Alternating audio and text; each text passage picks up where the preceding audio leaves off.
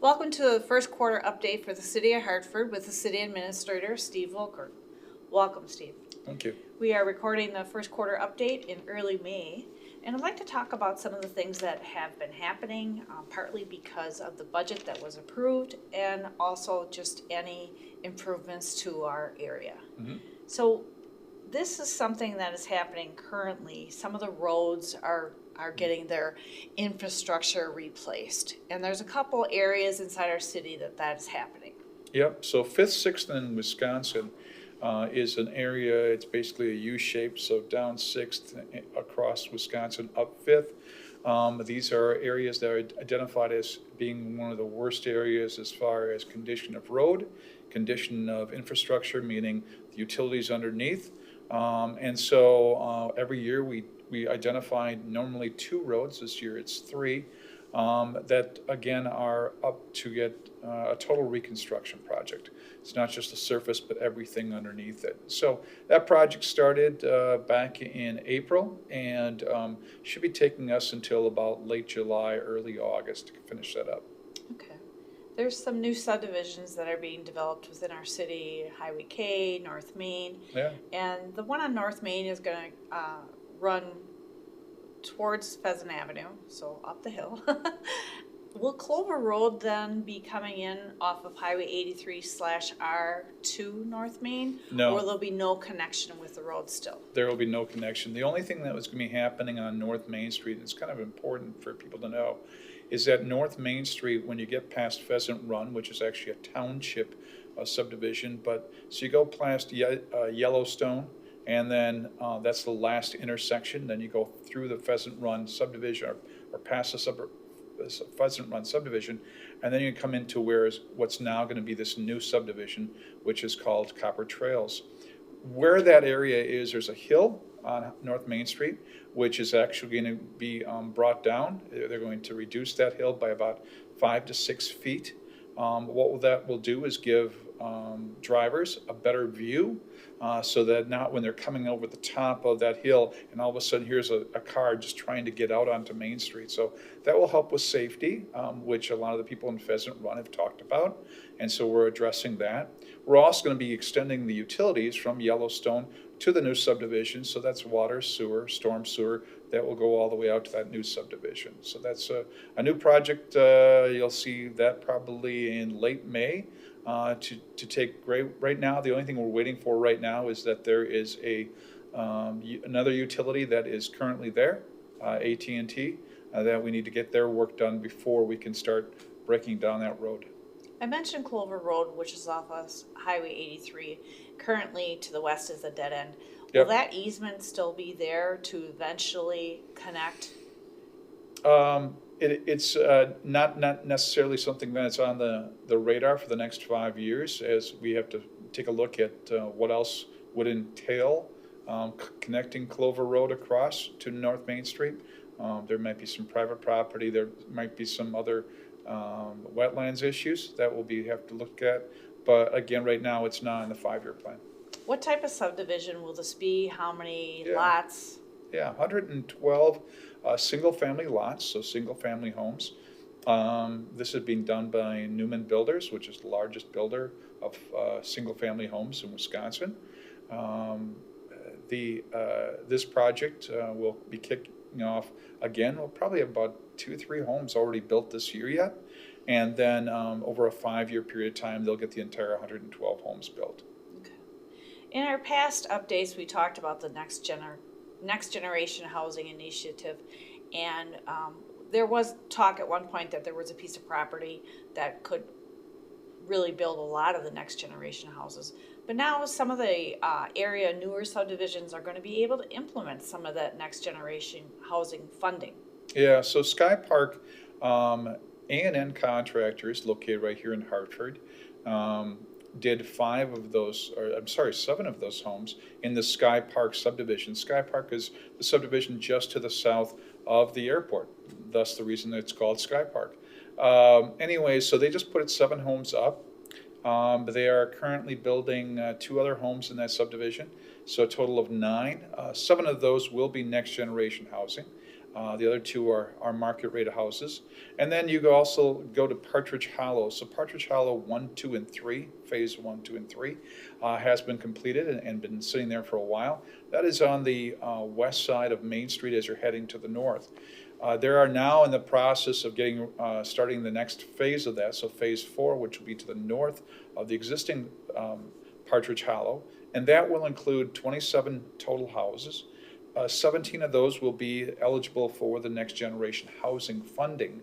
What that means is the developer will get $20,000 offset it from the county to, again, offset some of the costs to make the house buildable at that price range of 320 to 420. So those houses are going very quickly. That price range is kind of a sweet spot right now for first-time home buyers, or actually those who are looking to expand their family and need a bigger house.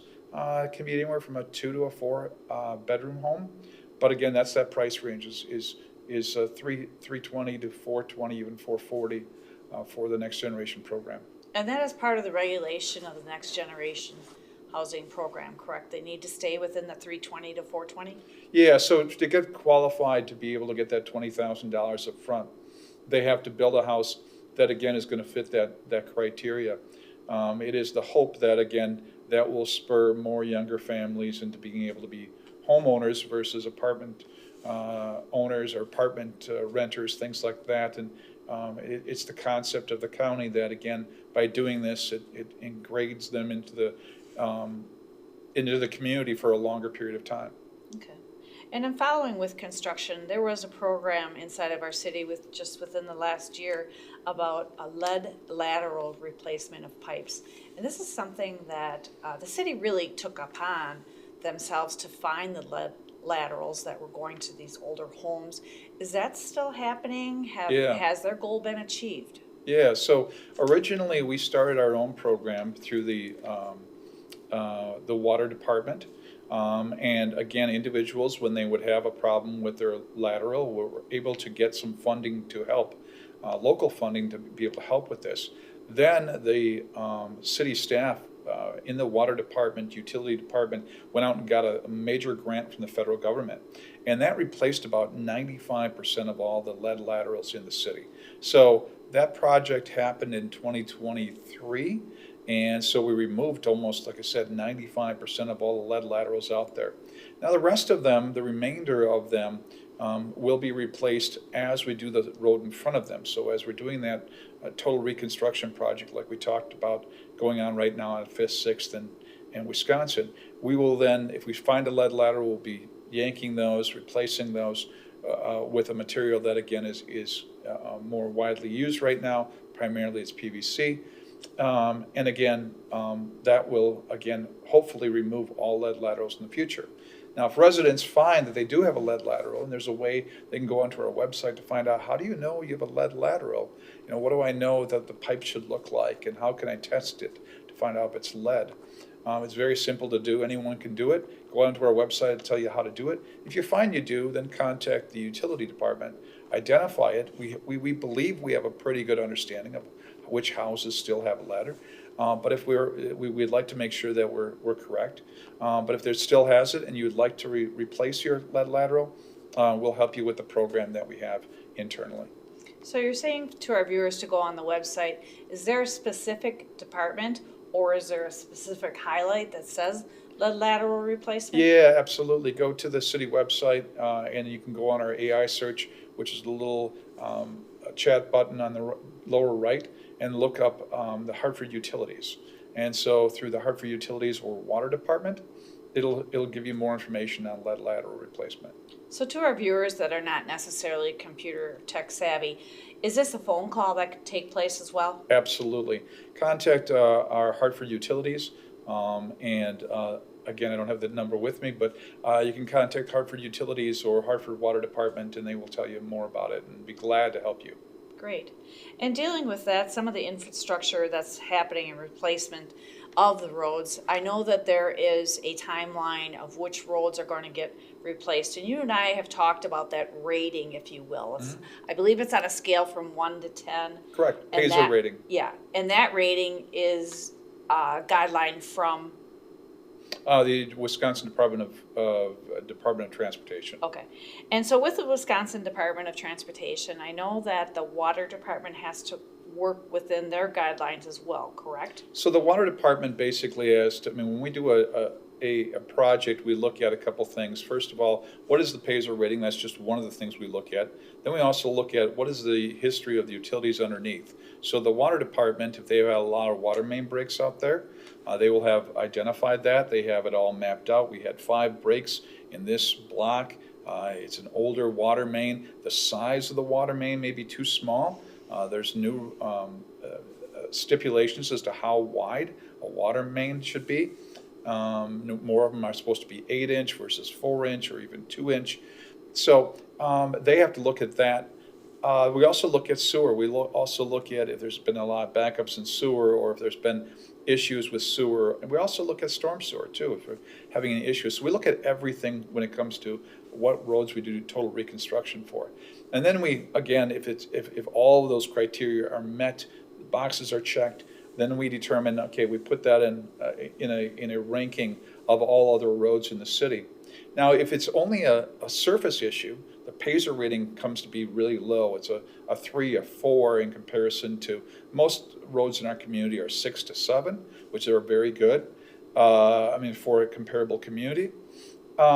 If it's just a surface area, the rest of the infrastructure is great. It's of size. It's fine.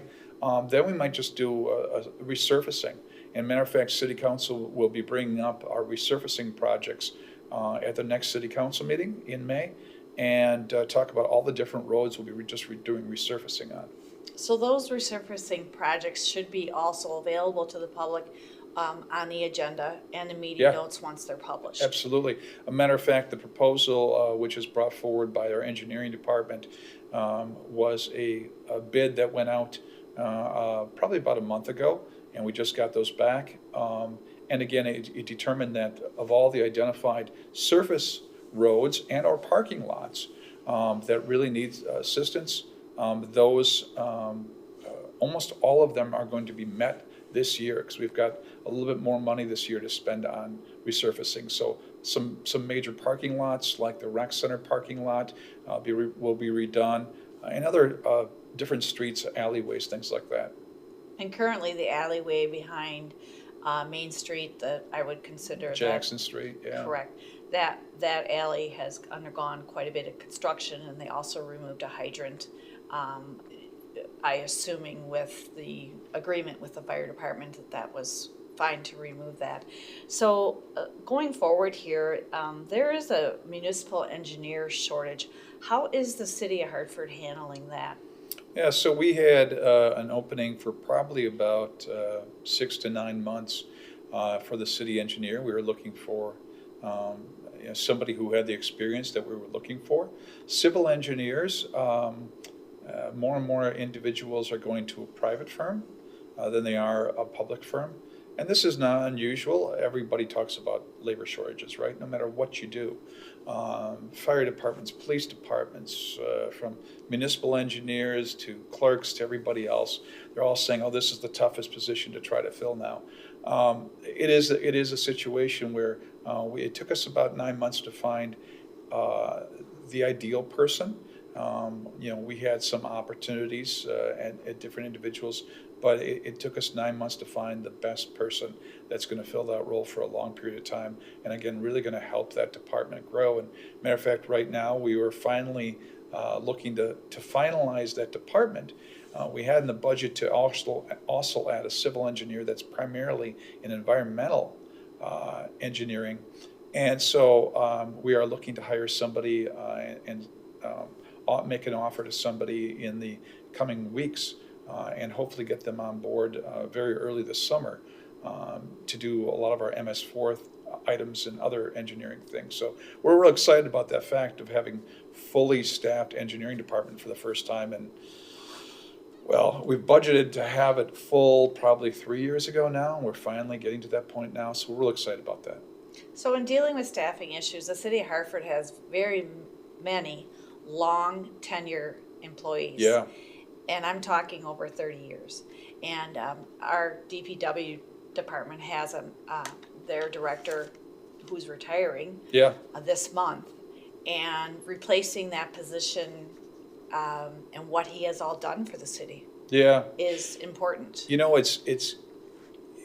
I've always said it's easy to replace a body. It's easier to replace um, a, a general knowledge of how to do the job and train someone how to do the job.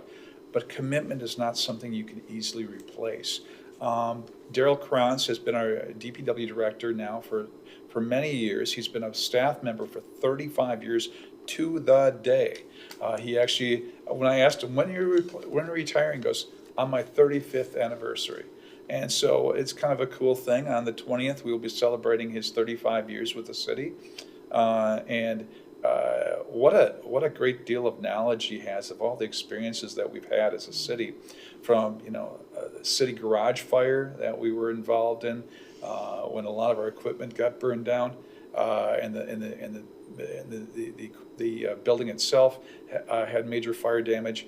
To the tornado that went through Hartford, major windstorms that went through and knocked down trees, power lines, everything else, to all the renovation happening over at the airport. I mean, there's been runway advancement, expansion, and redirection, taxiways, adding jet fuel out there.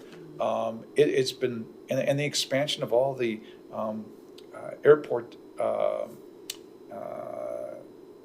hangars that have been out there. A lot more people are looking at Hartford Municipal Airport to house their airplane or helicopter or jet or whatever.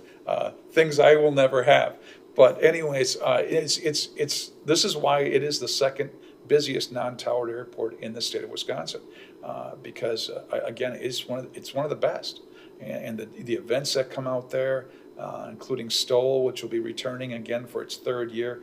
It's just a great facility, and again, Daryl was a part of all those things, and so we're happy for him that he's able to retire. But his knowledge base and his experience and all his connections will be greatly missed. But we've got Tim Pisto, who's coming in. He has been with us now for over 5 years, and he has been kind of the right-hand man for a little bit now for probably the last 3 years, and so we're excited to have him on in that position. Great. When people retire, speaking of Daryl or IT position or an officer, the next person coming in does have some shoes to fill.